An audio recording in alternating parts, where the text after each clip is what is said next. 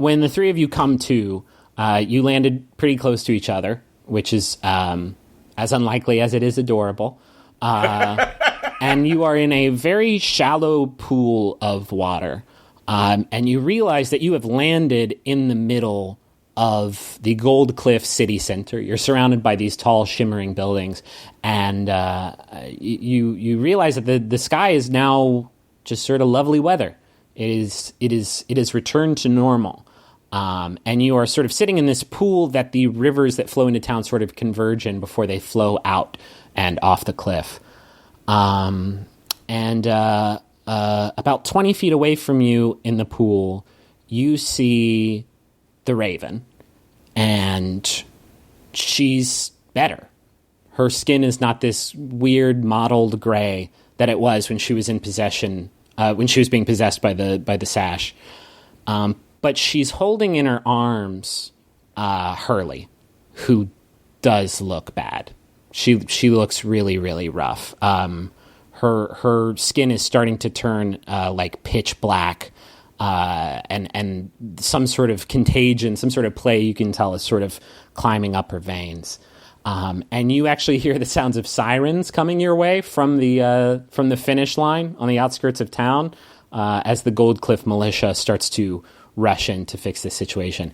And you hear Hurley weakly cough, and she says to Sloane, "You're in trouble." And Sloane laughs and looks up and says, "This whole time I was looking for something more powerful than this fucking belt." And she looks down at Hurley and she says, I'm such a fool." And Hurley says, "Ha, yeah." Don't you have any magics? You're a cleric, for crying out loud.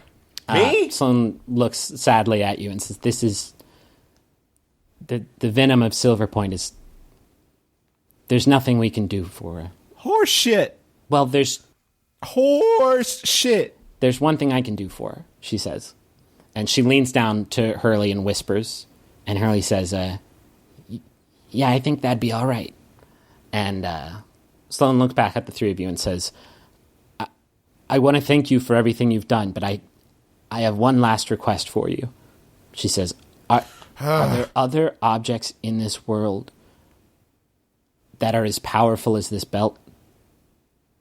Yeah. Yes. There are fewer. She says, "Don't let this happen again." And then you are blinded by another flash of light, an explosion of force that sort of throws back some of the water in this pool back on your face. And you're blinded for just a moment, but as your sight returns, you realize you're being buffeted by this thick whirlwind of these light pink petals. And they settle somewhat, and the wind settles somewhat, and thousands of these petals are floating weightlessly through the air. And you can see in the middle of this pond of a beautiful, towering cherry blossom tree has appeared. And it's where these petals are just sort of flying off of. And as far as trees go, it's the prettiest one you've ever seen. And at its base, you see these roots and knots that are forming two vaguely humanoid shapes. One is a sort of a shorter figure lying in the embrace of a taller figure. And on the ground, in the water in front of them, you see a raven mask and a ram's mask. And tucked neatly in between the two of them, you see the Gaia sash. I elbow Taco and point at the sash. I elbow Magnus. Okay. I elbow Magnus. I elbow Taco a little bit harder. Point at the mask, or point at the belt. Oh, yeah. I notice Magnus reaching for Rail Splitter, and I say, "Don't even think about it." And then